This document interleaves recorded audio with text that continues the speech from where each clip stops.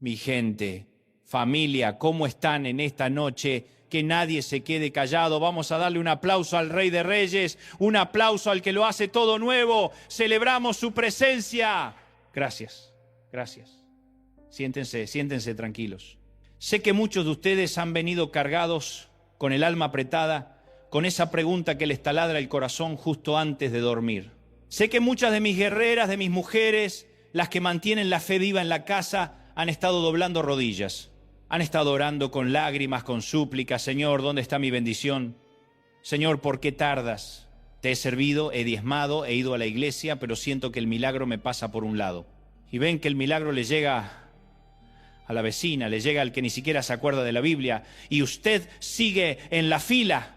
Y esa frustración, ese dolor, ese silencio del cielo nos hace cuestionar si Dios nos tiene en la lista negra, si hemos cometido un error imperdonable, o si simplemente no somos lo suficientemente buenos para su amor.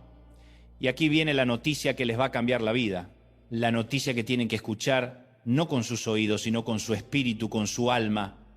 La tienen que recibir como un puñetazo de amor directo al pecho, porque es la verdad que nos libera de la carga de la culpa.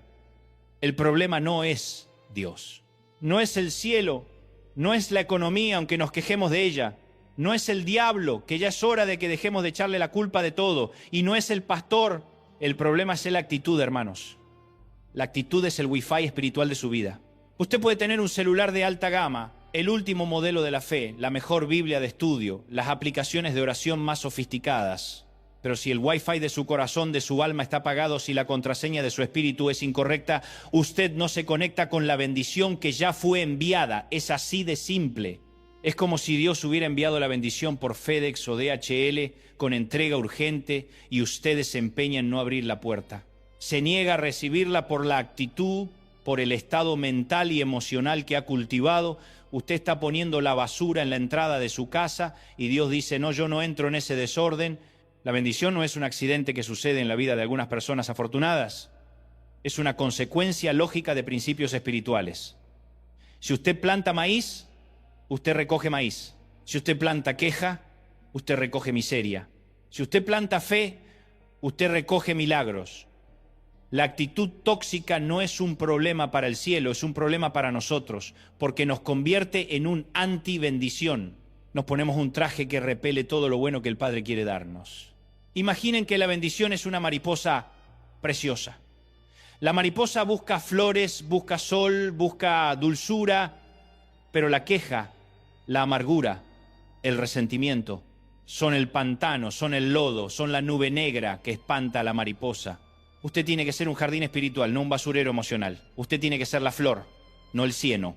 Y la primera mala hierba que tenemos que arrancar de ese jardín, el primer asesino silencioso de la bendición, es el que vamos a desmantelar ahora mismo. El trauma del perpetuo náufrago. Ah, la mentalidad de víctima, esto me enloquece. El que siempre es la víctima, siempre es un papel que les queda perfecto, es el que va por la vida con un cartel gigante que dice, cuidado, víctima profesional en acción. El perpetuo náufrago parece que hubiera nacido en el Titanic y no importa si ahora está en un yate de lujo en las Bahamas, siempre encuentra un iceberg para chocar, siempre. Siempre hay alguien a quien echarle la culpa, ¿verdad? Y esto lo vemos en todas partes. Si el negocio va mal, es culpa del gobierno, de los impuestos, de que el dólar subió, de que el vecino me hizo brujería. Si el matrimonio va mal, es culpa de mi esposa, esposo que cambió, que ya no me entiende, que me ignora. Si no prospera en su carrera, es culpa de mi jefe, que me tiene envidia, que no me da la oportunidad, que es injusto. Nunca es culpa propia, jamás. Es como si tuvieran un boomerang de culpas que siempre lanzan lejos, pero que nunca quieren que regrese a sus manos. La Biblia, mis hermanos, es un libro de responsabilidad y de consecuencias. El primer paso para recibir esa bendición, esa promoción, esa sanidad, esa paz que tanto anhelan, es la madurez espiritual. ¿Y saben qué es la madurez? Es dejar de ser víctima. Es pararse y decir, ok, perdí el trabajo, no fue justo, la economía está difícil, pero ahora, ¿qué hago yo con esta situación? ¿Me hundo en el sofá de la autocompasión a comer helado y culpar a la vida? ¿O me levanto, me quito el polvo y busco 3 trabajos mejores o creo mi propio negocio? Dios no puede bendecir a un niño. Y la víctima, espiritualmente hablando, es un niño berrinchudo. Es el que dice, mami, la pared me golpeó. No, no fue la pared. Fuiste tú el que se golpeó contra la pared por no prestar atención. La víctima quiere un niñero celestial que le resuelva todo, que le limpie el desorden, que le vista. Y Dios no es su niñero, hermanos. Él es su padre. Él es el dueño del universo y le dio autoridad y poder para conquistar la vida. Pero si usted renuncia a su poder, si usted lo entrega al jefe, al gobierno, a la economía, entonces se queda sin las herramientas para recibir la bendición. Es un principio irrenunciable.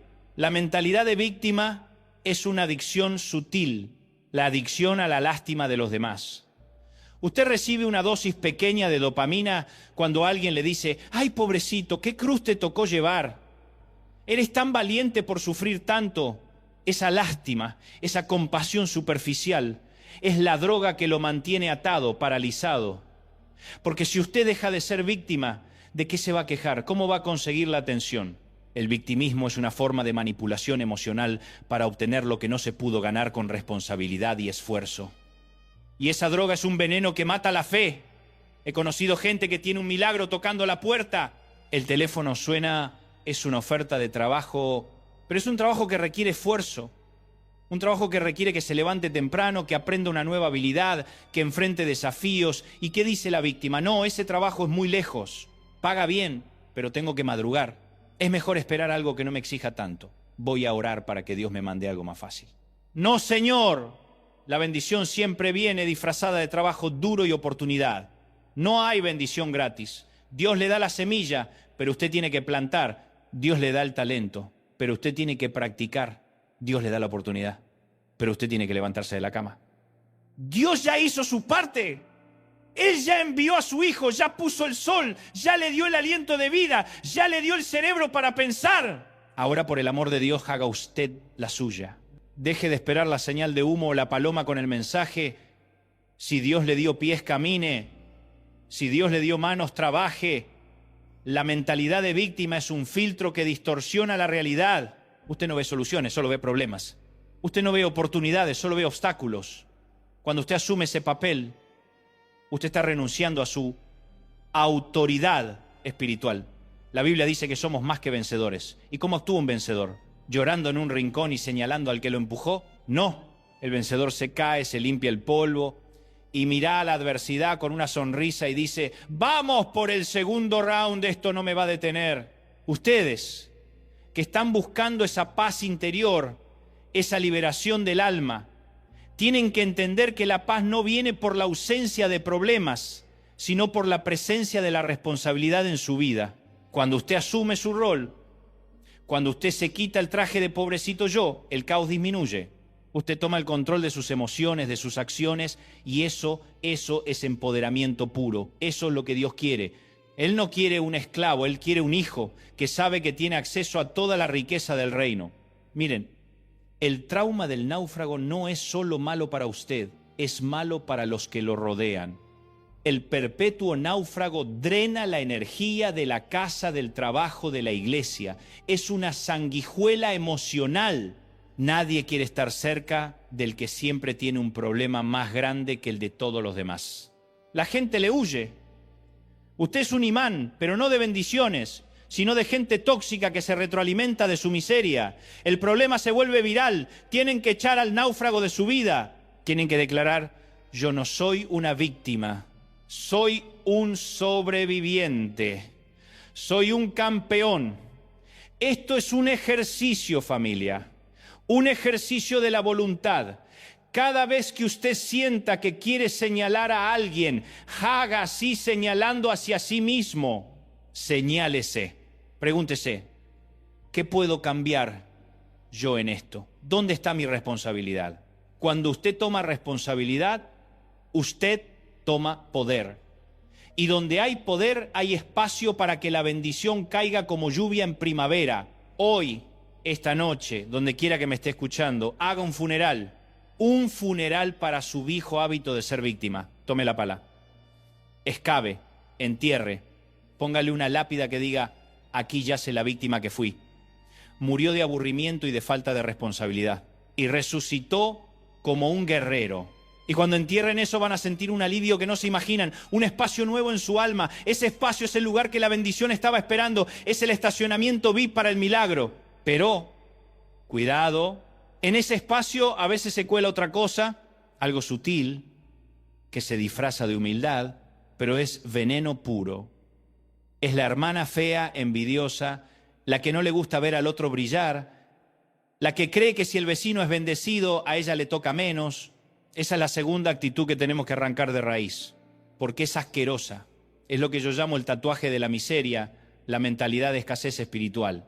Es esa creencia estúpida que dice que la bendición de Dios es como una pizza que hay que repartir y si uno agarra una porción grande, a mí me toca la que tiene menos queso. Y eso es una mentira del diablo. Dios no reparte pizza. Dios tiene un océano de bendición. Su fuente nunca se agota. Y en ese pensamiento de escasez nace la envidia. Y la envidia, mis amigos, es el boomerang que usted lanza contra el otro, pero que siempre regresa para golpearle a usted en el alma, en la frente. Usted cree que está deseando el mal al vecino que se compró un auto nuevo, pero lo único que está haciendo es contaminando su propio vaso de bendición. La envidia es un ácido que carcome el alma. No destruye la riqueza del vecino, destruye su propia paz. Cuando usted envidia, usted le está diciendo a Dios: Señor, no creo que seas lo suficientemente grande para bendecirme a mí también. Y esa falta de fe, esa desconfianza, es un muro que separa su alma del fluir de lo milagroso. Tenemos que cambiar la envidia por la expectativa. Cuando ve al vecino prosperar, no diga: ¿por qué él y no yo? Diga: gracias, Señor, esa es la prueba de que estás en la zona y mi bendición viene en camino. El éxito de mi hermano no es una amenaza para mi futuro, es una promesa para mi presente. Es la señal de que Dios tiene planes grandes y yo soy el siguiente en la lista. Suelten el boomerang de la envidia. Hermanos, suelten la queja. No se cansen de orar, no se cansen de creer, pero por el amor de Dios, no se cansen de cambiar de actitud. La actitud lo es todo. Es el motor que convierte la fe en acción. Es el jardín que atrae la mariposa de la bendición. Es la señal de que usted ha madurado espiritualmente y está listo para la herencia completa. La herencia no se le da a un niño. Se le da a un adulto, a alguien responsable, a alguien que no va a quemar la bendición en el primer capricho. La víctima quema la bendición. El inmaduro la gasta. El responsable la multiplica. Y usted es un multiplicador. Usted es un heredero. Usted es un guerrero, no un náufrago, no una víctima. Atrévase a creerlo, a vivirlo, a declararlo. La transformación comienza con la actitud. Vamos a vivir, sí, Señor. Y vamos a quitarnos todos los trajes de miseria y de queja que nos hemos puesto por años. Este es el tiempo de la verdad. La verdad nos hace libres. Libres de la culpa. Libres de la envidia. Libres de la miseria. Familia, el problema no está en el cielo, está en la tierra. El problema no está en Dios, está en nosotros. Y la buena noticia es que si el problema somos nosotros, nosotros somos la solución. Porque usted tiene el poder de cambiar su actitud en este mismo instante. Cambie el chip, cambie el software de su mente y vea cómo el wifi espiritual se conecta de inmediato. La bendición está a un cambio de actitud de distancia. Vamos a seguir con esto porque esto se está poniendo bueno. Quiero que se lleven esta verdad grabada en el alma. En la parte 1 hablamos sin pelos en la lengua. Y sé que a muchos les picó, pero es que la verdad a veces es como ese trago amargo que necesitamos para despertar el alma. Hablamos del trauma del perpetuo náufrago, de esa mentalidad de víctima crónica que es un veneno que nos ponemos nosotros mismos. Dijimos que la víctima es un niño berrinchudo que le echa la culpa a la pared, al gobierno, a la suegra, a quien sea, menos a sí mismo. Y esa actitud, esa negación de la responsabilidad cierra la puerta con 7 llaves a las bendiciones que Dios ya envió. La bendición no entra en el desorden. Pero hay algo más profundo en la mentalidad del náufrago, algo que la gente no ve. No es solo que echan la culpa, es que la víctima crónica es una persona que en el fondo fracasa en aceptar el éxito. Escúcheme bien, esto es poderoso. La identidad del náufrago, del perpetuo náufrago, se ha construido sobre el sufrimiento, sobre el drama. Es una adicción a la lástima, ¿entienden? La víctima se siente importante, se siente visible, se siente útil cuando está sufriendo, es el centro de atención y la gente viene y le da esa dosis de serotonina barata. ¡Ay, pobrecito, qué vida tan dura te tocó! Tienes razón para estar enojado, tienes razón para no levantarte. Entonces, ¿qué pasa cuando la bendición llega? ¿Qué pasa cuando Dios le da el trabajo? ¿Qué pasa cuando la sanidad toca su puerta? Entra en pánico, porque si ya no es víctima, ¿quién es? Pierde su identidad. Pierde su uniforme de sufrimiento. Y entonces la víctima de manera subconsciente sabotea su propio milagro, le da excusas al jefe, llega tarde al nuevo trabajo, comienza a pelear con el cónyuge justo cuando las cosas iban mejorando, crea problemas para no perder el papel de náufrago, para poder seguir diciendo, lo sabía, Dios no me quiere, el universo me odia. Hay que tirar ese traje, hermanos. El traje de la autocompasión es un traje sucio, pesado, que no tiene futuro. La autocompasión es como un sofá muy cómodo, muy acolchado, donde usted se sienta a llorar y a culpar al mundo, pero es un sofá que no tiene ruedas. No lo lleva a ningún lado, solo lo hunde en el cieno. Tienen que levantarse de ese sofá, sacudirse el polvo y decir, basta de drama, Dios me creó para ser un guerrero, no un juguete del destino. Tenemos que dejar de ser los protagonistas de la telenovela de nuestra vida y empezar a ser los directores y los productores. El drama es fácil. La responsabilidad es difícil, pero la responsabilidad, esa sí, trae bendición. Y justo cuando estamos a punto de deshacernos de ese traje de víctima y estamos listos para recibir algo grande, aparece otro asesino silencioso. Es sutil, es engañoso y contamina el alma de una manera terrible. Es la mentalidad de escasez espiritual, es lo que yo llamo el boomerang de la envidia. ¡Ay, la envidia! Ese sentimiento horrible. La mentalidad de escasez es la creencia de que la bendición de Dios es finita. Escúchenme bien, es la idea estúpida de que la provisión de Dios es como un pastel de cumpleaños. Si mi prima se lleva la porción más grande, a mí me queda un pedacito más chico. Si mi colega en el trabajo consigue el ascenso, entonces a mí ya no me toca. Y como resultado, ¿qué hacemos? Nos convertimos en bomberos apagando el fuego del éxito de los demás. No queremos ver a nadie brillar, porque creemos que el brillo de otro le está robando nuestra luz. ¡Qué barbaridad! ¡Qué pensamiento tan miserable! Y aquí es donde Jezabel se pone de pie y les dice, Dios no es una bodega con inventario limitado. Dios no es una pizzería que reparte porciones contadas. No, Señor, Dios es el océano. ¿Acaso si tu vecino saca un balde de agua del océano, el océano se queda sin agua? No, el océano sigue siendo infinito. Pues así es la bendición de nuestro Padre. Él es la fuente y la fuente nunca se agota.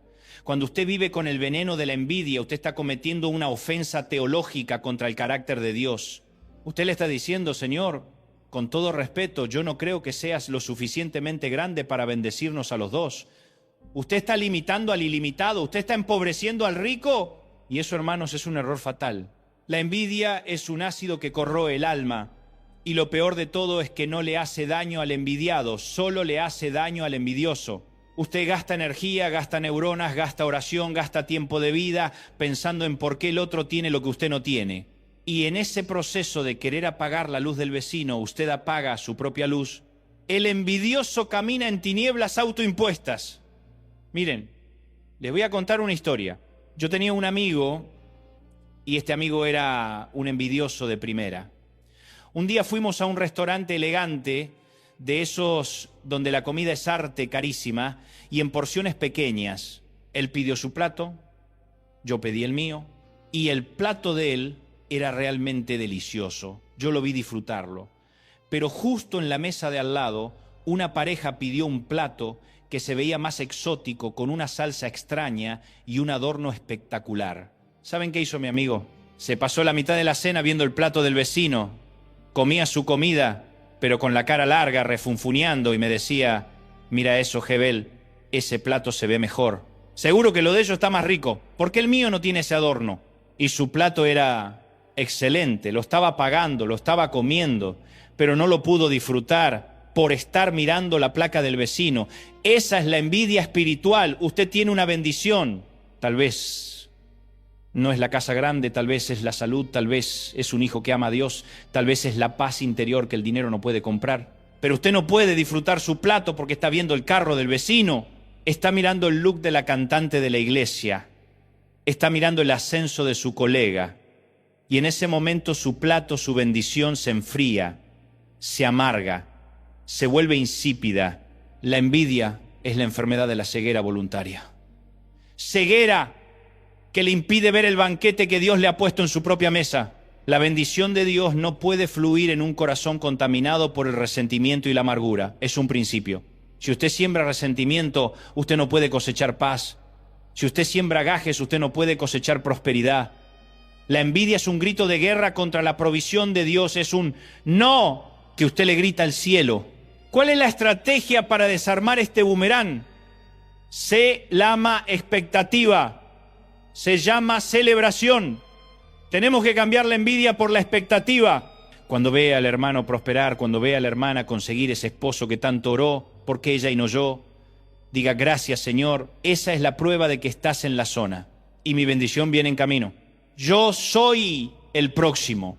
El éxito de tu hermano no es una amenaza para tu futuro, es una promesa para tu presente. Es un cartel de carretera que te dice vas por el camino correcto. La provisión está cerca. Si usted celebra el éxito de su prójimo, si usted se alegra con el que se alegra, usted se conecta automáticamente a ese flujo de bendición. Usted está diciendo, Dios, yo no tengo miedo de que se te acabe la provisión. Sé que hay más que suficiente para mí y para todos los que amo. Miren el contraste. La víctima se enfoca en lo que perdió. El envidioso se enfoca en lo que el otro ganó. Pero el Hijo de Dios, el guerrero, ese enfoca en lo que Dios prometió. Y las promesas de Dios son más grandes que cualquier pérdida o cualquier ganancia ajena. Así que hoy vamos a hacer otra liberación. Vamos a enterrar a la víctima y vamos a quemar el uniforme de la envidia. Suelten el boomerang, suéltenlo. Dejen de mirar el plato del vecino. Dejen de contar las bendiciones de los demás. Concéntrense en su propia mesa. Concéntrense en el diseño que Dios tiene para usted. Porque ese diseño es único, es irrepetible y es infinitamente abundante. La bendición está disponible, pero tenemos que dejar de contaminar el ambiente. Tenemos que limpiar el aire de nuestra alma. Fuera el victimismo, fuera la envidia, que entre la responsabilidad y la expectativa. Y hablando de bendición, hay un tercer asesino silencioso que opera con la mentalidad de escasez y de víctima. Este es el más religioso de todos, el más peligroso, porque se esconde detrás de las apariencias de la fe. Es el que va a la iglesia y dice, yo soy hijo de Dios, por lo tanto merezco todo, no tengo que hacer nada, solo pedir. Es lo que llamo el enchufe desconectado, la mentalidad de derecho sin obediencia. Y con esto vamos a entrar en la parte 3. Pero antes de eso les digo, revisen su corazón, saquen el veneno y prepárense para recibir lo que Dios tiene, porque está llegando. En la parte 2 enterramos al perpetuo náufrago, esa víctima profesional que nos sabotea el éxito, y quemamos el traje de la envidia, ese veneno que nos impide ver la abundancia de Dios. Hicimos una buena limpieza, pero cuidado, justo cuando limpiamos la casa hay un ladrón que se esconde detrás de los muebles más bonitos, detrás de los objetos más sagrados. Es el ladrón más peligroso de todos, porque se disfraza de fe. Es la actitud que parece correcta por fuera, pero está podrida por dentro. Es la mentalidad que dice, yo soy hijo de Dios, yo voy a la iglesia, yo diezmo, por lo tanto tengo derecho a la bendición y no necesito hacer nada más. Esto, mis hermanos, es lo que yo llamo el enchufe desconectado. La mentalidad de derecho sin obediencia. ¡Qué barbaridad con esta mentalidad! Hay mucha gente que piensa que ser cristiano es como tener una membresía de gimnasio que nunca usas, pero que te da derecho a un cuerpo musculoso. No funciona así. Piensan, yo ya fui bautizado, ya firmé el contrato, ahora Dios, dame el carro, dame el ascenso, dame la sanidad y dame todo lo que se le ocurre a la gente en Instagram. Creen que la bendición es una obligación divina, un regalo automático que se les debe solo por llevar el apellido cristiano. Y aquí viene la verdad que a veces duele pero libera. La gracia de Dios es gratuita, pero la bendición es consecuencial. La salvación es un regalo incondicional, pero la prosperidad y el fluir de su favor son condicionales a ciertos principios. Es una ley del reino. Miren, les voy a poner esta imagen en la cabeza. Ustedes tienen el mejor celular del mundo. Digamos que tienen el último modelo, el más potente, el más caro. Ese celular es la bendición de Dios en su vida. Dios ya se lo dio con todas sus funciones, con el chip más rápido, con el mejor software, pero ¿qué pasa si usted lo usa todo el día, juega, llama y nunca lo conecta a la energía? Señor, se le agota la batería, se convierte en un ladrillo caro y elegante. El enchufe es la obediencia. El cable que conecta esa bendición, ese celular, a la fuente de poder Dios es su disposición a vivir en armonía con sus principios. No me refiero solo a no robar, no matar. Hablo de principios más profundos. La obediencia en el perdón, la obediencia en la generosidad, la obediencia en la actitud mental. Si usted tiene ese celular de bendición, pero tiene el cable de la hipocresía, el cargador de la amargura o el conector del chisme, no hay conexión, no hay flujo de energía. La gente quiere que Dios les dé el milagro, pero no quieren quitarse el peso del resentimiento. Quieren prosperidad financiera, pero son tacaños con su tiempo, con sus talentos, con sus diezmos. Quieren paz en el hogar, pero no pueden obedecer el principio de honrar a su cónyuge o a sus padres. Es como si quisieran que la electricidad viajara sin cables. Eso solo pasa en las películas de ciencia ficción. En el reino de Dios, la bendición sigue el camino de la obediencia. Tenemos que revisar nuestro enchufe. ¿Dónde estoy desconectado? ¿Dónde estoy diciendo, yo tengo derecho a ser bendecido, pero no tengo que perdonar a mi suegra, no tengo que hablar con amabilidad a mis hijos, no tengo que ser honesto en mi trabajo? Eso es una estupidez espiritual, eso es un autoengaño. Esa actitud es un cortocircuito que quema el fusible de la bendición. El enchufe desconectado tiene que irse, tiene que haber una humildad genuina que dice, Señor, amo tu gracia, pero sé que para caminar en tu favor necesito alinearme a tu palabra, necesito obedecerte, necesito hacer mi parte. Y hacer nuestra parte no es un castigo, es un privilegio. Es la manera en que Dios nos entrena para ser responsables de la bendición grande que viene. ¿O acaso Dios le daría $1 millón a un irresponsable, se lo gastaría en una semana y volvería a ser víctima? Dios bendice la madurez y la responsabilidad. Y la responsabilidad se mide en la obediencia. Y esta mentalidad de derecho sin obediencia tiene un primo hermano muy feo que opera en la vida de muchos cristianos. Se llama el tercer asesino silencioso y es lo que conocemos como el trauma de la desconfianza o, como yo le digo, orar con el paréntesis. Esto es grave, mis hermanos, muy grave. Ustedes conocen a esta gente y tal vez ustedes son esa gente. Son los que oran de rodillas, con las manos levantadas, con las palabras más hermosas. Piden sanidad, piden provisión, piden un milagro. Su oración es impecable, un sermón, pero en el fondo de su corazón hay un paréntesis escondido. El paréntesis que dice, pero la verdad, yo no creo que esto vaya a pasar. Es demasiado tarde, soy demasiado pecador, es demasiado difícil para Dios. Oran con un freno de mano puesto, pisan el acelerador de la fe con la boca, pero aprietan el freno de la duda con el corazón. Y luego se preguntan por qué el carro de la bendición no avanza, porque usted mismo está cancelando la oración. Escúcheme bien, la fe no es solo creer que Dios puede hacer las cosas. Incluso el diablo sabe que Dios puede. Los demonios saben que Dios es todopoderoso. La fe verdadera es creer que Dios quiere hacer las cosas en su vida y que Él lo hará porque Él es fiel a su naturaleza. Esa es la diferencia. La fe no se enfoca en la capacidad, Dios es capaz, se enfoca en el carácter y la intención de Dios. Dios es bueno y Él quiere bendecirme. Cuando usted ora con el paréntesis, usted está cometiendo una ofensa más grande que la desobediencia, usted está llamando a Dios mentiroso. Usted le está diciendo, Señor, he leído tus promesas, pero no son lo suficientemente fuertes para mi realidad. Mi problema es más grande que tu palabra. Eso es una blasfemia en cámara lenta. Es un insulto a su fidelidad. Y miren cómo se ve la fe sin paréntesis. La fe sin paréntesis mueve. Les voy a contar un ejemplo. Si usted le ora a Dios por sanidad de una enfermedad en su pierna, la fe con paréntesis diría, Señor, si quieres, si puedes, sana mi pierna, pero igual voy a seguir cojeando y voy a usar la silla de ruedas.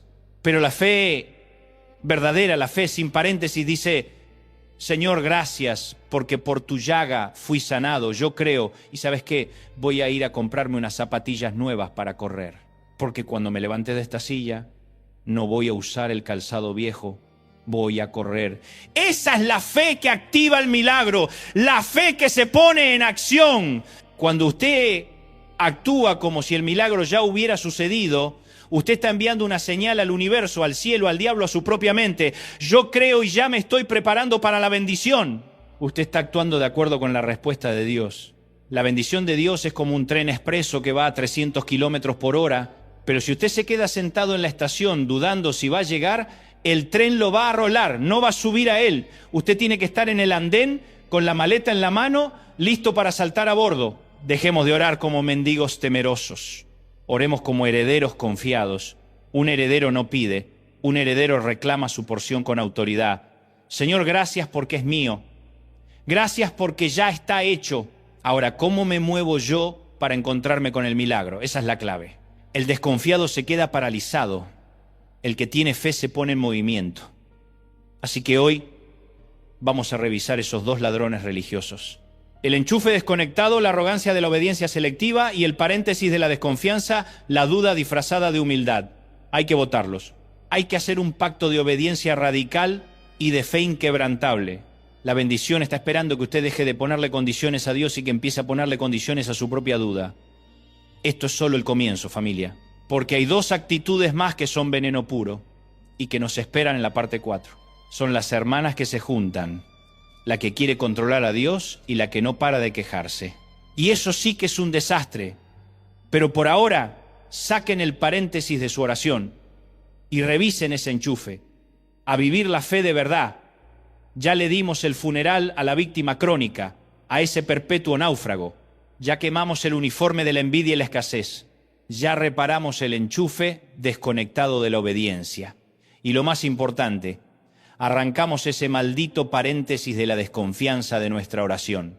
Hemos hecho un gran trabajo de limpieza, pero el enemigo es astuto. A veces no nos ataca con una gran mentira, sino con pequeños vicios que se vuelven gigantes. Y aquí vienen dos actitudes venenosas que, aunque parezcan inofensivas, tienen el poder de paralizar y de repeler cualquier bendición que venga del cielo. La primera es la que quiere decirle a Dios cómo hacer su trabajo. La mentalidad de control obsesivo. ¡Ay, el micromanager divino! Esto me da una risa nerviosa. Esta es la persona que quiere darle a Dios un manual de instrucciones para el milagro. No solo le oran a Dios, le dan la ruta GPS exacta. Le dicen, Señor, quiero la casa, pero tiene que ser en esta calle, de este color verde militar, si es posible, y el cheque debe llegar por medio de mi jefe, el señor Roberto, en un sobre amarillo, el jueves a las 3 de la tarde. Señor, ¿usted cree que Dios es su asistente personal? ¿Usted cree que Dios es un mesero tomando su orden personalizada en un café? No, señor.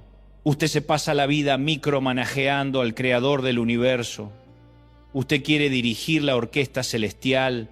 Y el problema de querer controlar cada detalle del milagro es que usted se ciega al plan B de Dios, que siempre es el plan A+++.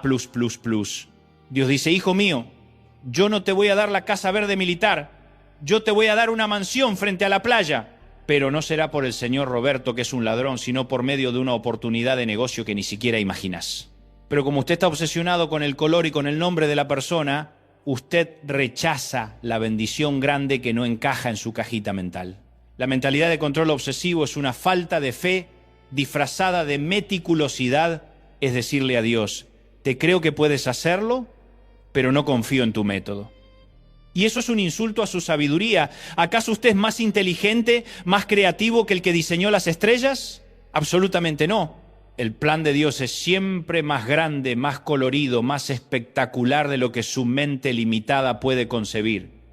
El micromanager está siempre en modo estrés.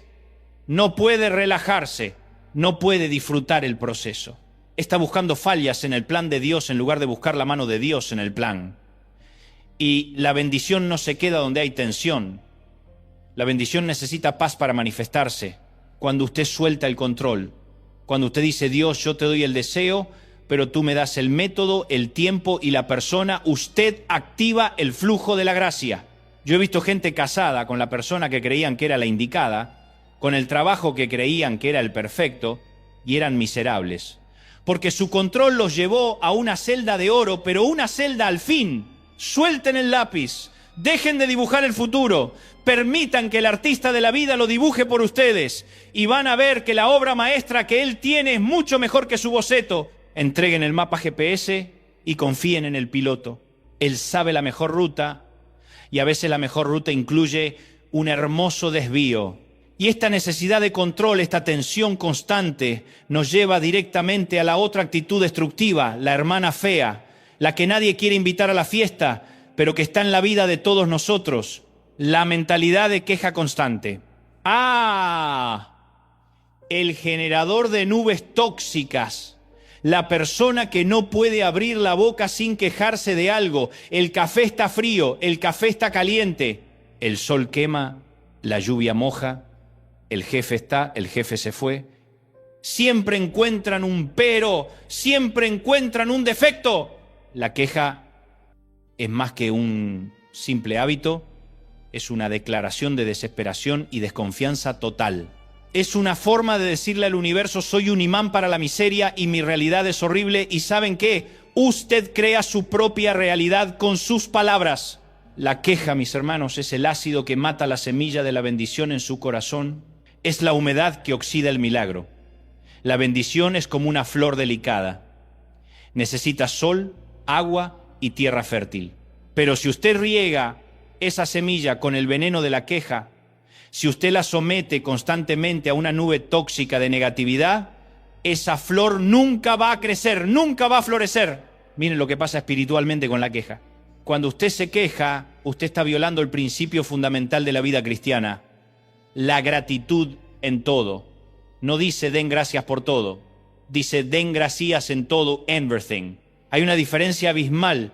Usted no tiene que agradecer el dolor, pero sí tiene que agradecer la presencia de Dios en el dolor. La queja es una forma de maldición autoinfligida. Cuando los israelitas estaban en el desierto y se quejaron, murieron en el desierto. Dios no los mató, su propia actitud los mató. Su mentalidad de queja creó un ambiente donde la fe y el milagro no podían sobrevivir. El milagro se disuelve en el ácido de la queja. Y la gente quejumbrosa tiene otro problema: son siempre ciegos a la bendición presente. Dios les da un trabajo y se quejan del horario. Dios les da salud y se quejan de la mala suerte en el amor. Dios les da hijos y se quejan de que son ruidosos. Nunca están contentos, y un corazón descontento es un corazón cerrado a la prosperidad. Tienen que cerrar la tienda de quejas hoy mismo, tienen que hacer una huelga de quejas. Por una semana, si usted siente que quiere quejarse de algo, fuerce su mente a encontrar 3 cosas por las cuales dar gracias. Es un ejercicio espiritual. Si su carro se avería, no diga maldita suerte, este carro siempre se rompe. Diga gracias Dios porque tengo un trabajo que me permite tener un carro, y gracias porque tengo piernas para caminar mientras lo reparo. Usted tiene que forzar su alma a la gratitud, porque la gratitud no es un sentimiento, es una decisión. La gente se queja porque le es más fácil que buscar soluciones. La queja es la excusa perfecta para la inacción. No prospero porque la economía es mala. No voy a hacer nada. Pero el guerrero dice: la economía es mala, pero voy a crear algo nuevo, voy a hacer algo diferente, voy a orar con más fuerza, gratitud y acción. La queja describe la miseria. La alabanza crea la prosperidad. Usted no va a esperar a tener la bendición para alabar. Usted alaba para que la bendición venga. La alabanza es el imán, el generador de energía positiva. Es el sol que seca la nube tóxica de la queja. Así que hoy, mis hermanos, hemos identificado los 5 grandes asesinos silenciosos que hemos cultivado en el jardín de nuestra alma: la víctima crónica, la culpa que cancela la responsabilidad, el boomerang de la envidia, la escasez que contamina la provisión, el enchufe desconectado, el derecho sin obediencia, el micromanager divino, el control que rechaza el mejor plan de Dios, el generador de nubes tóxicas, la queja que ahoga la bendición. Si usted tiene una de estas 5 actitudes, la bendición no va a llegar, o si llega no la va a poder disfrutar. Tienen que deshacerse de ese peso muerto, tienen que abrir espacio. porque ahora en la parte 5 vamos a hablar de las 10 actitudes poderosas que no espantan, sino que atraen la bendición. Los imanes celestiales que tenemos que activar, y el primero de todos, el más fuerte, el más explosivo, es la gratitud radical. Así que prepárense para la segunda mitad, la parte donde empezamos a construir, a vivir la fe de verdad. Si todavía están aquí, significa que ya hicimos una limpieza profunda, sacamos el veneno, enterramos al perpetuo náufrago, quemamos el traje de la envidia, desconectamos el enchufe de la hipocresía y tiramos a la basura ese maldito. Paréntesis de la desconfianza y el control obsesivo. Ya no somos generadores de nubes tóxicas. Ahora el terreno de nuestra alma está listo, está fértil, y el aire está limpio. Y ahora que el aire está limpio, es tiempo de instalar los imanes espirituales. Las actitudes que no solo permiten que la bendición caiga, sino que la atraen con una fuerza sobrenatural. La bendición de Dios es como un metal, y su actitud positiva es el imán. Si no tiene el imán, el metal pasa de largo. Y el primer imán, el más poderoso, el que cambia la atmósfera de su vida de la noche a la mañana, es la gratitud radical, la gratitud radical. No hablo de esa gratitud de tarjeta navideña, esa de gracias por lo que me diste, Dios, si me diste algo. No, hablo de una gratitud que es una estrategia de guerra. Hablo de una gratitud que es una decisión firme, una posición teológica. La gratitud es el antídoto perfecto y explosivo contra la queja crónica. La gente espera tener la bendición completa para decir gracias. Dicen, cuando me cure, daré gracias. Cuando me case, daré gracias. Cuando me den el ascenso, daré gracias. Error fatal. Usted no espera tener la bendición para ser agradecido. Usted es agradecido para que la bendición venga. La gratitud es el combustible del milagro. ¿Y por qué decimos radical? Porque la gratitud no es fácil. La gratitud radical es la que encuentra algo para agradecer en medio de la tormenta. No es agradecer la tormenta misma, sino agradecer la presencia de Dios en la tormenta. Es decir, Señor, estoy pasando por un momento financiero terrible, tengo deudas hasta el cuello, pero gracias porque tengo salud para trabajar. Gracias porque tengo un cerebro para pensar en soluciones. Gracias porque mi familia me ama. Gracias porque sé que no me dejarás caer. Cuando usted hace eso, usted está ejerciendo la FE más grande. Usted está mirando al gigante del problema y en lugar de llorar usted está cantando alabanzas, usted le está diciendo al enemigo, tú me puedes quitar el dinero, me puedes quitar la salud por un momento, pero jamás me quitarás mi alabanza y mi gratitud. Y eso confunde al infierno. Y eso atrae la atención de Dios. La gratitud radical es el lenguaje de la fe. Es la evidencia de que usted ha madurado y entiende que todo es gracia, que incluso respirar, tener agua potable, tener electricidad en la casa no es un derecho, es un milagro diario. Yo he conocido a personas que se quejan de que tienen que pagar el recibo de la luz. Se quejan de la luz.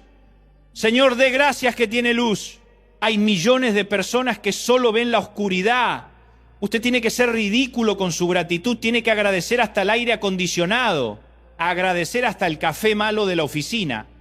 Hagan este ejercicio, se los dejo como tarea. Se llama el experimento del enfoque. Durante 24 horas, cada vez que sientan que la queja les sube por la garganta, oblíguense a encontrar el opuesto. Si su hijo le da un problema, en lugar de gritarle, deténgase un segundo y diga, gracias Dios porque mi hijo está vivo y tiene energía para ser travieso. Hay gente que desearía tener el ruido de mis hijos. Fuerce su mente. Al principio dolerá, pero con el tiempo su cerebro, su alma se reprograman y su corazón se convierte en un superimán de bendición. Y esta gratitud nos lleva de la mano al segundo imán poderoso, el imán que nos libera de la necesidad de control y de la duda, la confianza absoluta en el carácter de Dios. La confianza absoluta, o como yo le digo, el sí incondicional de Dios a su propia bondad. Hemos hablado de que la fe no es solo creer que Dios puede capacidad. La fe es creer que Dios quiere, intención y hará fidelidad. Y el motor de esa creencia es que usted confía quién es Dios, no solo lo que Él hace. Usted tiene que estar absolutamente convencido de que Dios es bueno. No a veces, no solo cuando la bendición llega, sino todo el tiempo.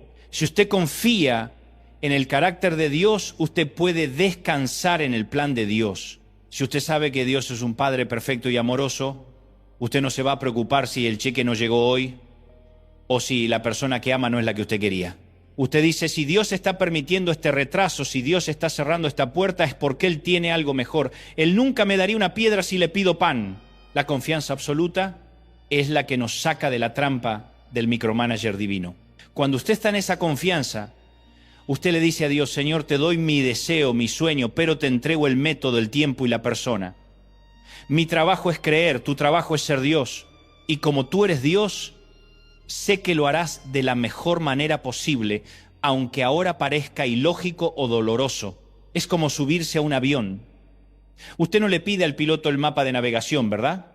Usted se sienta, se abrocha el cinturón y confía en que él sabe cómo llegar. ¿Usted confía en el carácter profesional del piloto? Ahora, ¿cuánto más debemos confiar en el carácter celestial del Creador de los cielos y la tierra? ¡Él es el piloto perfecto! Aunque haya turbulencia, aunque el cielo esté oscuro, usted se pone el cinturón de la fe y descansa. Esa confianza le da una paz que el mundo no puede entender. Mucha gente vive la vida al revés. Confían en su banco, confían en su carro, confían en su jefe, pero no confían en el único que nunca falla. Y por eso viven en ansiedad. La paz es el silencio de la confianza. Si usted está ansioso esta noche, si está preocupado antes de dormir, es porque el sí incondicional de Dios a su propia bondad no está anclado en su corazón. Tienen que anclar esto. Dios es su mejor abogado, su mejor amigo, su mejor proveedor y su mejor estratega. Él no está conspirando contra usted, Él está conspirando a favor de usted. Absoluta confianza. Y esta confianza es la que nos da la fuerza para dar el siguiente paso, el que requiere acción, el que requiere movimiento, porque la fe no es inactiva, la fe no se queda sentada, la fe actúa. Y la acción más radical que podemos tomar después de la gratitud y la confianza es la que nos conecta al principio de la multiplicación, la generosidad estratégica. Pero de eso hablaremos en la parte 6. Por ahora, trabajen con estos dos imanes. Activen el imán de la gratitud radical y activen la confianza absoluta en el corazón de Dios. Cambien su enfoque, dejen de mirar las deudas, dejen de mirar la enfermedad y miren al Padre. Él es suficiente y es la fuente, es el océano y hay más que suficiente para usted. Prepárense para ser bendecidos. Hemos anclado nuestra alma a los dos imanes internos más grandes, la gratitud radical y la confianza absoluta en el corazón de Dios. Ya sabemos que la bendición comienza con un cambio de enfoque y con el descanso en su bondad. Pero la fe no es solamente una actitud mental. La fe es movimiento. Es acción, es principios puestos en marcha. La fe, si no tiene obra, si no tiene acción, si no tiene movimiento, está muerta. Y ahora vamos a hablar de las dos actitudes que convierten esa fe y esa confianza en una cosecha explosiva en su vida. La tercera actitud que atrae la bendición, la que rompe el ciclo de la escasez que mencionamos en la parte 2, es lo que yo llamo la generosidad estratégica. Miren, mi gente, hay que cambiar el chip. La gente del mundo piensa que dar es perder. Piensan que cuando usted da dinero, cuando usted da tiempo, cuando usted da un favor, es un hueco en su bolsillo, un hueco en su agenda, un hueco en su vida, y por eso viven con los puños cerrados. Viven con esa mentalidad mezquina del acaparador que guarda la última migaja por miedo a la hambruna.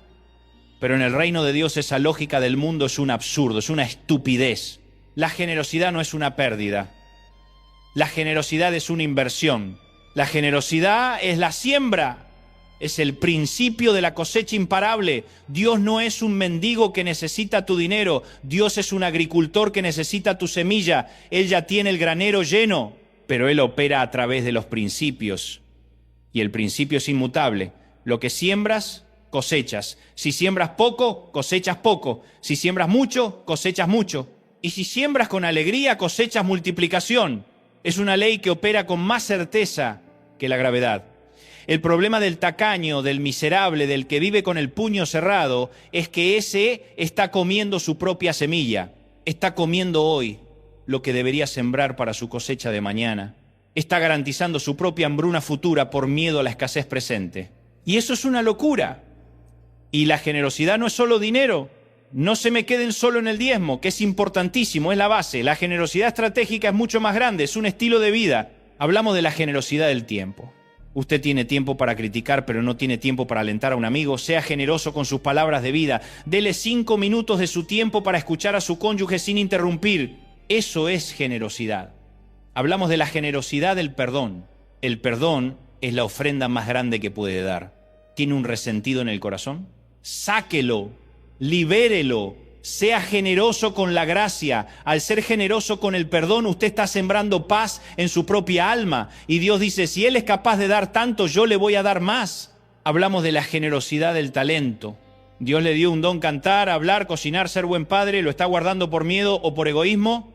Comparta ese talento, sea generoso con sus habilidades y verá cómo Dios le abre puertas que usted ni siquiera conocía. La generosidad, hermanos, es la actitud que le dice a Dios: mi confianza no está en mi cuenta bancaria, mi confianza está en tu capacidad de multiplicar. Y cuando Dios ve un corazón que confía lo suficiente como para soltar lo que tiene, Él se excede. Él dice: yo no puedo ser deudor de nadie. Yo voy a llenar ese vacío que creaste al ser generoso, pero lo voy a llenar con creces, lo voy a llenar al 100%. Piensen en el agricultor. El agricultor no va al campo y llora por las semillas que está perdiendo, no. Él va con alegría, con expectativa. Él sabe que una semilla, una sola, tiene el potencial de convertirse en un árbol, en un campo, en una cosecha entera. Usted tiene que ver su vida así. Cada palabra amable, cada ayuda dada, cada ofrenda, cada minuto de oración por otro, son semillas de su futuro. Y la generosidad estratégica es el mapa para un futuro lleno de abundancia. Si usted vive con la mano abierta para dar, Dios vive con la mano abierta para derramar. Pero si usted vive con el puño cerrado por miedo, por escasez, por egoísmo, ¿por dónde va a entrar la bendición? La bendición no puede entrar en un puño cerrado. La bendición necesita una mano abierta para dar y otra mano abierta para recibir. Abre tus manos y prepárate para la cosecha imparable. Y esta generosidad nos conecta con la cuarta actitud que atrae las bendiciones, una actitud que es vital para la gente que está sufriendo o ansiosa, que es la mentalidad de crecimiento espiritual. La mentalidad de crecimiento, yo la llamo la escalera del destino. ¿Saben cuál es el error más común? Creer que la bendición es el fin del camino. Creer que la bendición es el colchón suave, el descanso, el confort. No, Señor. Dios no nos bendice solo para que estemos más cómodos. Dios nos bendice para que crezcamos y seamos útiles, para que nos convirtamos en un canal de bendición, no en un tanque estancado. Mucha gente ora: Señor, sácame de este problema, dame paz, dame dinero. Y Dios responde: sí, te daré la paz, pero la paz es el combustible para que puedas ir y servir a otros. Te daré dinero, pero es el recurso para que financieses mi reino y las buenas obras. La bendición es un medio, no un fin. Cuando usted adopta la mentalidad de crecimiento, usted cambia su enfoque ante la adversidad. Ya no se pregunta: ¿por qué yo? ¿Por qué esta prueba? ¿Por qué esta enfermedad? Eso es mentalidad de víctima. En su lugar, el guerrero pregunta: ¿qué quieres que aprenda con esto, Dios? ¿Cómo me está entrenando esta adversidad para el próximo nivel de bendición? Las pruebas, la adversidad, la ansiedad que usted siente son el gimnasio del alma. Son los ejercicios pesados que Dios permite para que usted desarrolle el músculo del carácter. Porque la bendición que viene es tan grande que su carácter actual no la puede soportar. Si Dios le diera la bendición de $1, $1.000.000 hoy, con el carácter que tiene, tal vez se destruiría, se volvería arrogante o lo gastaría todo en tonterías. Entonces Dios dice: te amo demasiado para darte algo que te destruya. Primero, te voy a entrenar. Te voy a enseñar a perdonar, a ser paciente, a ser generoso, a no ser esclavo del dinero. Y ese entrenamiento, eso es el crecimiento espiritual. La bendición es la consecuencia del crecimiento. Cuando usted sube un escalón en la escalera del destino, cuando usted se hace más maduro, más fiel, más responsable, la bendición que estaba en ese nivel se desbloquea automáticamente. Es un sistema perfecto. Así que deje de luchar contra el entrenamiento, deje de quejarse de la presión, abrace el proceso, entienda que su sufrimiento no es en vano. Su sufrimiento, su lucha, está construyendo el carácter que necesita para manejar la bendición que viene. Si usted quiere una cosecha grande, bendición grande, necesita raíces profundas, carácter fuerte, y las raíces profundas se forman en la oscuridad, en la presión, en la adversidad.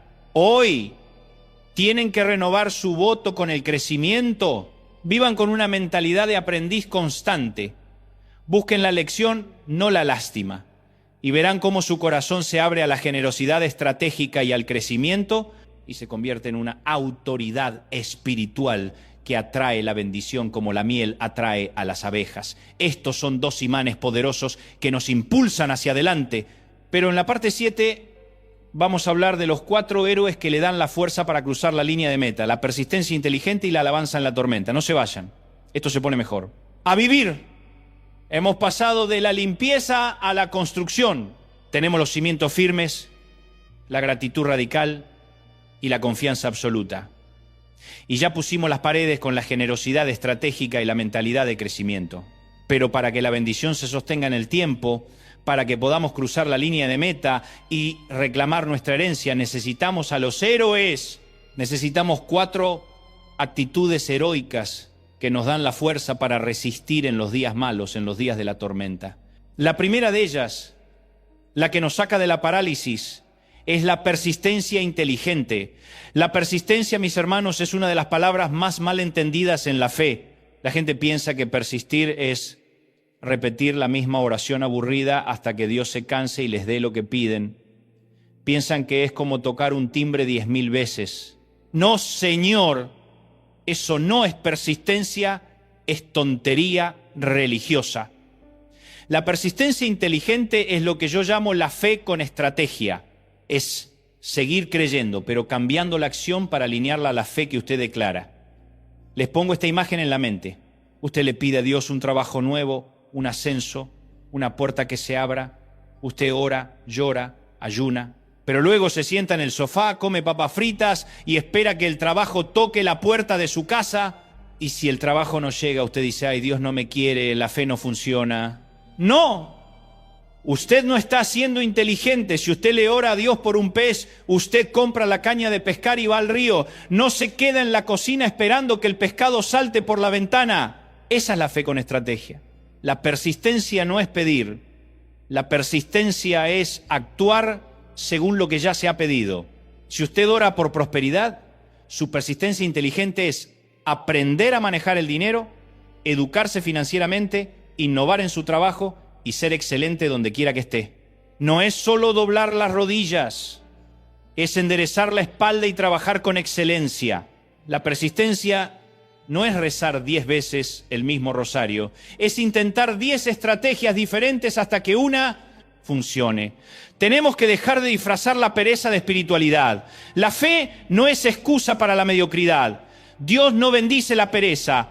Dios bendice la diligencia y la excelencia. Él es el creador de todo.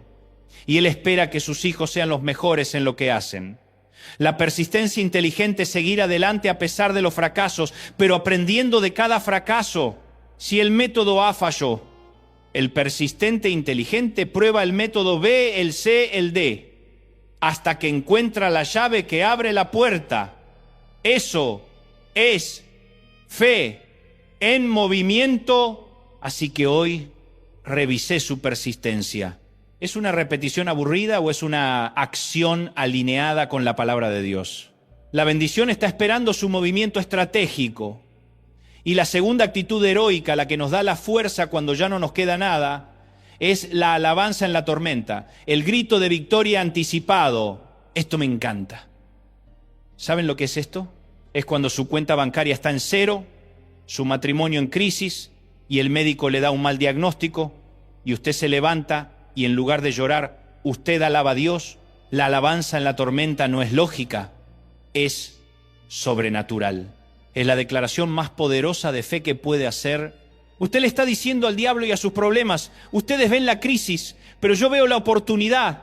Ustedes ven la batalla, pero yo ya tengo el resultado. Porque mi Dios es más grande que este problema y por eso yo grito mi victoria por adelantado. Cuando usted alaba, usted no está alabando por el problema. Usted está alabando la grandeza de Dios sobre el problema. Usted está cambiando el ambiente espiritual. Usted está creando una atmósfera donde el milagro es obligatorio. La alabanza es el arma más efectiva porque le quita el poder a la queja y al miedo. El miedo no puede sobrevivir donde hay alabanza genuina. La alabanza es el sol que seca la tormenta. Es la actitud que dice, mi fe no depende de las circunstancias, mi fe depende de la fidelidad de mi Dios.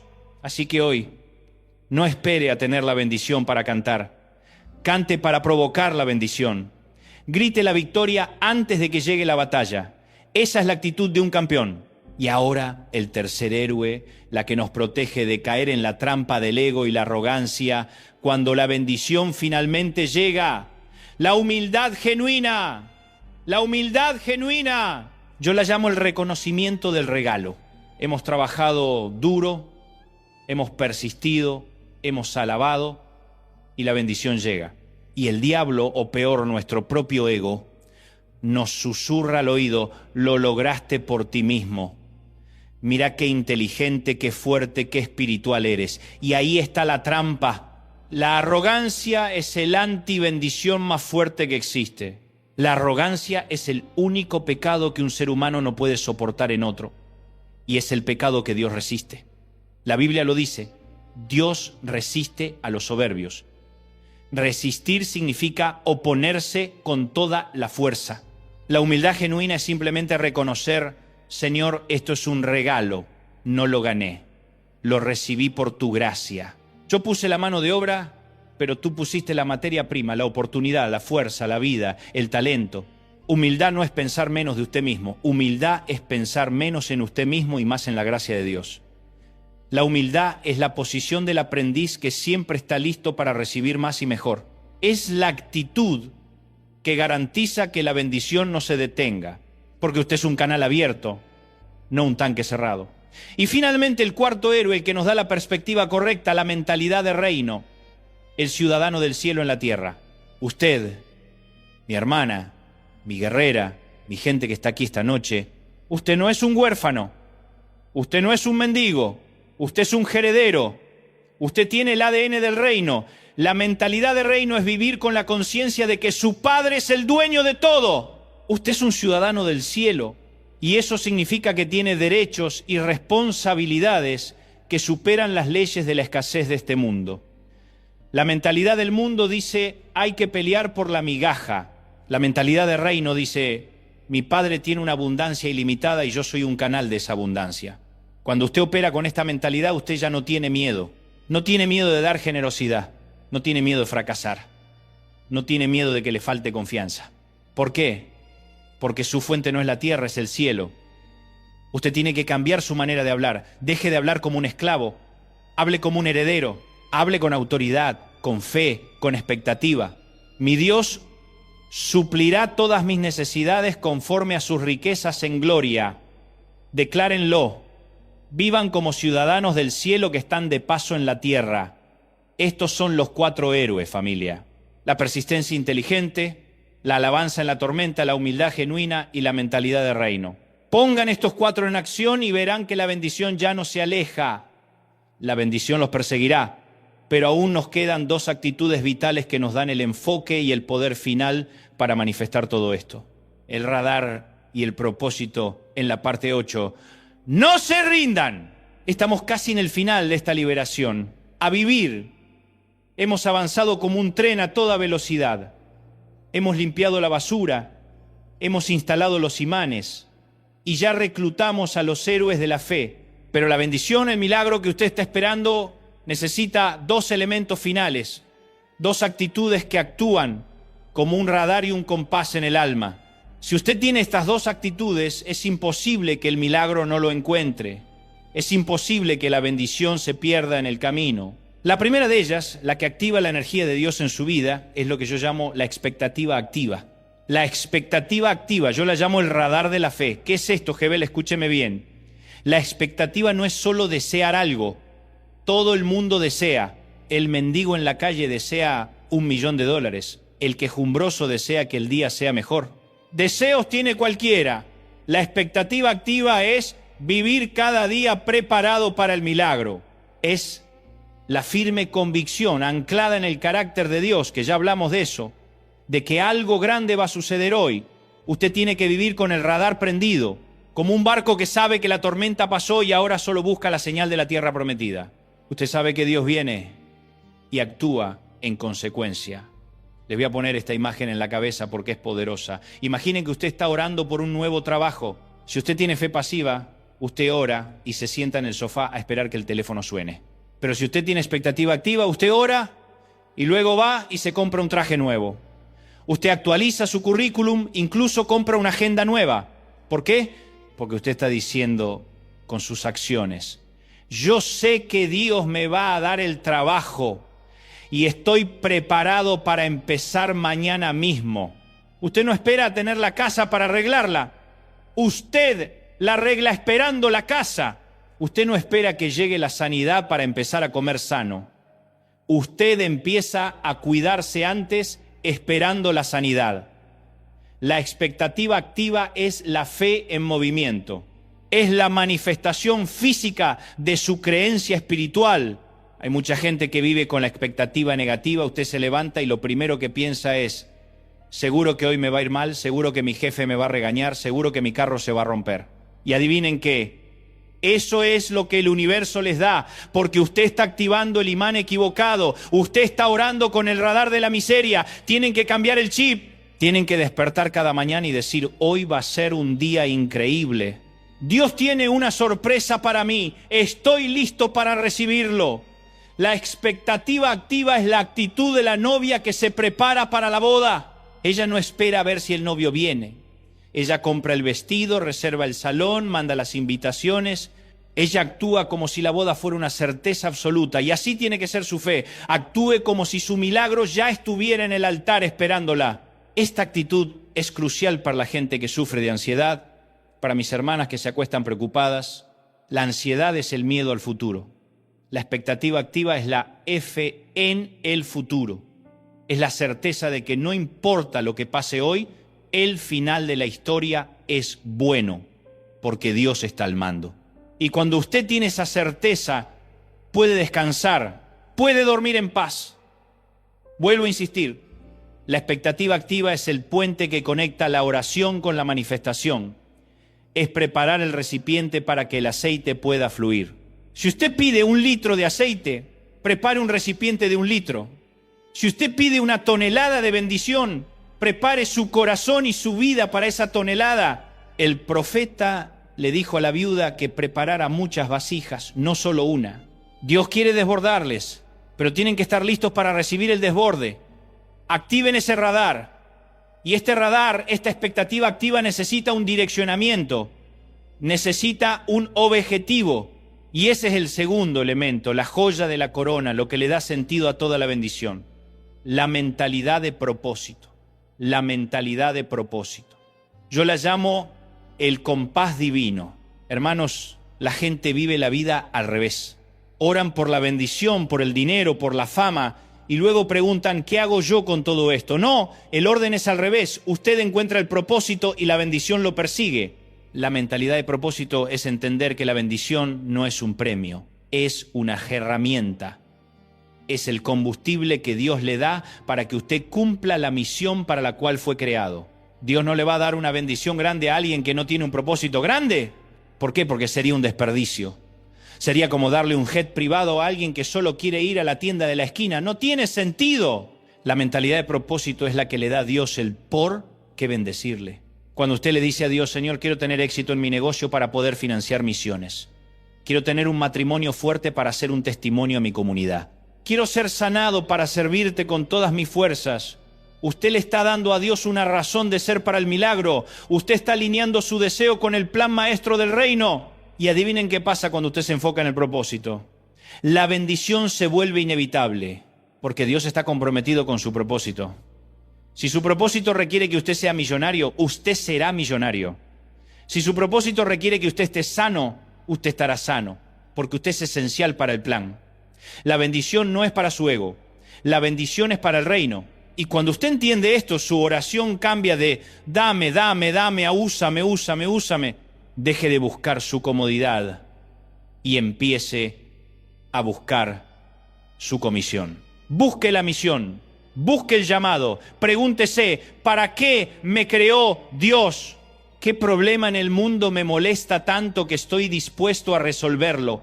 Ahí está su propósito. Cuando usted vive con propósito, la vida adquiere un significado eterno. Las pruebas ya no son solo dolor, son parte del entrenamiento para la misión. La queja se calla porque usted no tiene tiempo para quejarse. Tiene que cumplir el propósito. El miedo se va porque el propósito es más grande que su miedo. Usted tiene que ser un hombre o mujer con un destino claro. Y la bendición se convierte en su proveedor automático. La mentalidad de propósito es el antídoto definitivo contra la ansiedad existencial. La gente está ansiosa porque no sabe por qué está aquí, no sabe cuál es su valor. Pero cuando usted descubre que fue creado con un diseño único, para una misión única, su valor se dispara hasta el cielo y esa certeza de valor es la paz que tanto buscan. Así que hoy les dejo estos dos elementos vitales. Activen el radar de la expectativa activa y encuentren el compás de su propósito. Vivan preparados para el milagro y vivan alineados a la misión.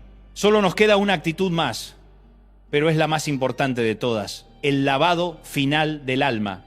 Es lo que nos libera de las ataduras del pasado para poder disfrutar el futuro. Hablaremos del veneno y de la cura en la parte 9. El poder de soltar y perdonar. Pero hasta entonces, vivan en expectativa y propósito a vivir. Sí, Señor, hemos hecho el viaje. Hemos pasado de la toxicidad a la plenitud, de la queja a la gratitud. Ya tenemos el radar de la expectativa activa y el compás del propósito funcionando. Todo está listo, la bendición está en la puerta, el cheque está en el correo, el milagro está en camino. Pero ¡ay, hermanos! Hay un tapón, hay una pared invisible que impide que todo este flujo maravilloso se manifieste en su vida. Y esa pared, ese tapón, no viene de afuera, viene de adentro. Es el veneno más sutil y destructivo que hemos cultivado en el silencio de nuestra alma. Es lo que yo llamo el ancla de la amargura, el veneno del alma, o simplemente la falta de perdón. El poder de la no perdón. Escúchenme bien, mis guerreras, mis mujeres, mi gente que carga con dolores viejos, con heridas de la infancia, con traiciones de hace 10 años. La falta de perdón no es un problema del otro, es un problema suyo. No es la cadena que ata al que le ofendió, es la cadena que lo ataja usted. Yo lo digo así y anótenlo en su corazón. La amargura es el veneno que usted se toma esperando que el otro muera. Y eso es una estupidez monumental. Usted está sufriendo, usted está perdiendo su paz, usted está perdiendo su sueño y el otro está tan tranquilo, ni se acuerda de lo que le hizo. Y la falta de perdón es el máximo bloqueador de la bendición. ¿Por qué? Por un principio simple que no es teológico, es de justicia divina. La Biblia es clara: perdónanos nuestras deudas como también nosotros perdonamos a nuestros deudores. Es un principio espejo. Usted está pidiendo a Dios que le dé un perdón que usted no está dispuesto a dar. Usted está pidiendo un milagro de la gracia que usted le niega a su hermano. Y no me vengan con el cuento de que lo que me hicieron es imperdonable.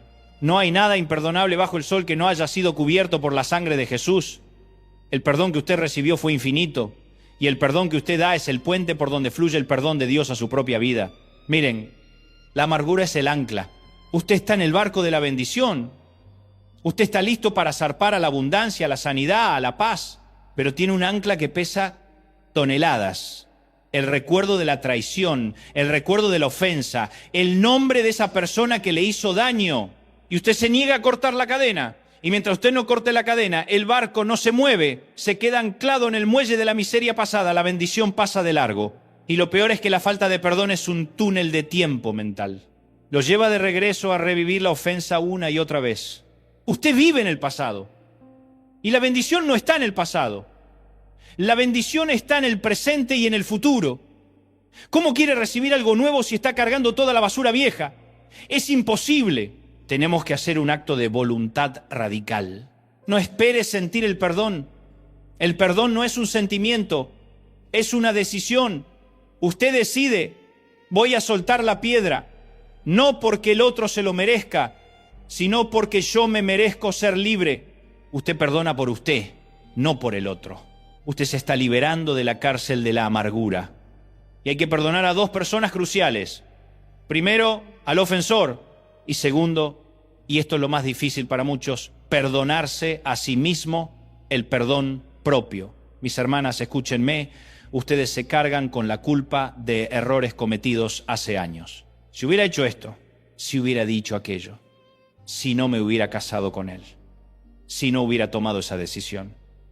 Y viven en una tortura mental constante. Se están castigando por un error que Dios ya borró. Si Dios en su infinita gracia le ha perdonado, si la sangre de Jesús cubre ese error, ¿quién es usted para no perdonarse a sí mismo?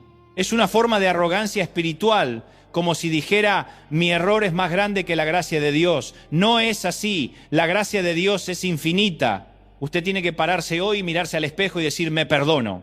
Me perdono por las malas decisiones, me perdono por los fracasos, me perdono por no ser perfecta. Y me libero de esta cadena de culpa que me impide avanzar. La falta de perdón es el último candado que tiene que romper. Una vez que usted suelta la amargura y la culpa, el río de la bendición se desborda. La paz llega a su alma. Y esa paz, esa libertad, es el ambiente perfecto para que los milagros que hemos estado esperando se manifiesten de repente. Y en esta liberación tenemos que usar la herramienta más poderosa que Dios nos dio, el poder creador de la palabra. El arquitecto de su futuro. Ustedes tienen que entender esto, su lengua tiene el poder de la vida y de la muerte, sus palabras no son solo sonidos, son semilas, son decretos. Usted es un arquitecto que está diseñando su futuro con cada frase que dice. Si usted vive quejándose, como ya hablamos, de la miseria, de la enfermedad, de la escasez, eso es lo que usted está construyendo. Usted está declarando, mi vida es un desastre y así se quedará. Tenemos que dejar de describir la miseria y empezar a declarar la verdad de Dios. Tenemos que cambiar el vocabulario, cambiar el idioma. Si usted tiene una deuda, no diga estoy en la ruina, no tengo dinero. Diga, mi Dios suplirá todas mis necesidades conforme a sus riquezas en gloria.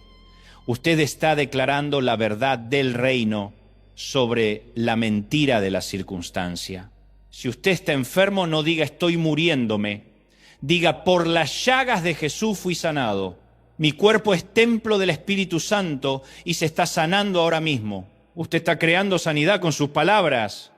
La fe es la sustancia de las cosas que se esperan y las palabras son el vehículo de esa sustancia. Usted tiene que hablar como un heredero. Usted tiene que hablar como un campeón. Usted tiene que hablar como un hijo amado. Deje de hablar como un mendigo temeroso.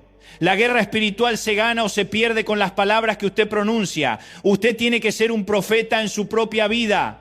Profétice la bendición, profétice la paz, profétice el éxito y profetice la sanidad. Usted tiene el poder para hacerlo. Y esta combinación es explosiva. El perdón absoluto que corta el ancla del pasado, más el poder de la palabra que construye el futuro. Esto es lo que nos lleva a la manifestación final, pero nos queda un último secreto. El secreto íntimo, el momento privado, el que nadie ve pero que lo cambia todo. La llave final, la llave maestra, que abre todas las dimensiones de la bendición. Hablaremos del culto íntimo en la parte 10. Pero hasta entonces, corten el ancla del pasado, perdonen y perdonense, y empiecen a declarar la vida y la bendición con sus palabras, a vivir la libertad. Sí, Señor.